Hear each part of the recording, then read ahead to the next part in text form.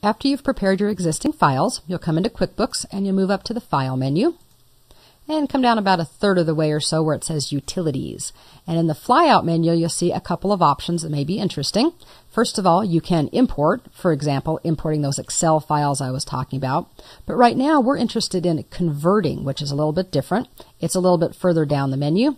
And from the Convert Flyout menu, you will see the options to convert from Quicken, from Peachtree, from Microsoft Small Business Accounting, which was the earlier versions, or Microsoft Office Accounting, which are the later versions. They changed the name.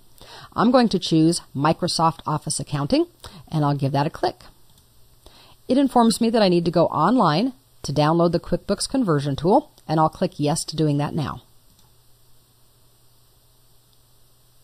This displays the Intuit website for downloading the conversion tool, and there's some information here that you can read if you want to. It tells you a little bit about the tool, but what we really need to do is scroll on down through all of the information about what can and can't be converted until we find a simple form. We need to fill out this form in order to be able to download the conversion tool. So I'll go ahead and fill that out.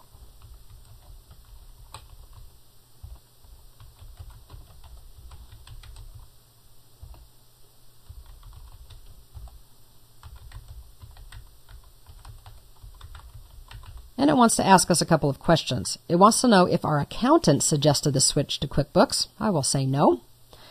And did the availability of this conversion tool help you drive your decision? It didn't help drive my decision, but you'd be amazed how many people really don't want to convert anything, regardless of how old their software is, if they have to type anything in. So the fact that there is a conversion tool can really be a big factor for a lot of people. Once I get that filled out, I'll click on Submit.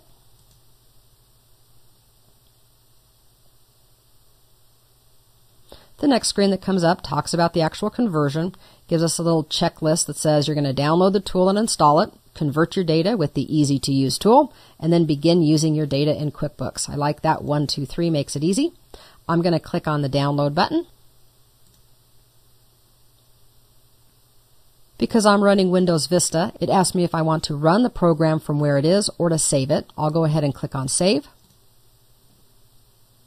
And I'll just save it to the desktop. And I'll click Save again.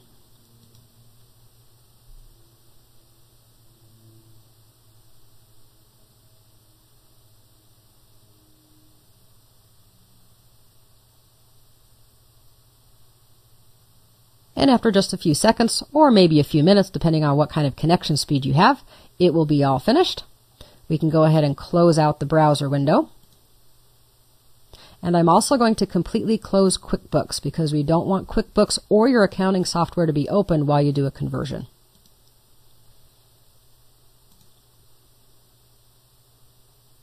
Once I'm back to my desktop, I can look for the icon. It should be called QuickBooks Conversion Tool Setup. We want to give that a double click so that we actually can set up the software before we run the conversion. So I'll double click. I'll tell it to go ahead and run.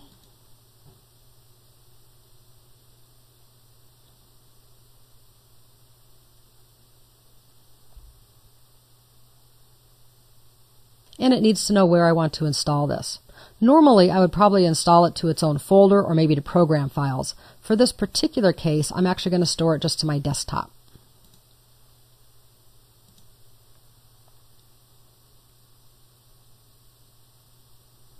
Once it gets to the Install Shield wizard, we'll go ahead and step through this one. I'll say Next. We always have to accept the terms of the license agreement and then click Next again. Verify where the installation is going to occur, and then click Install to begin.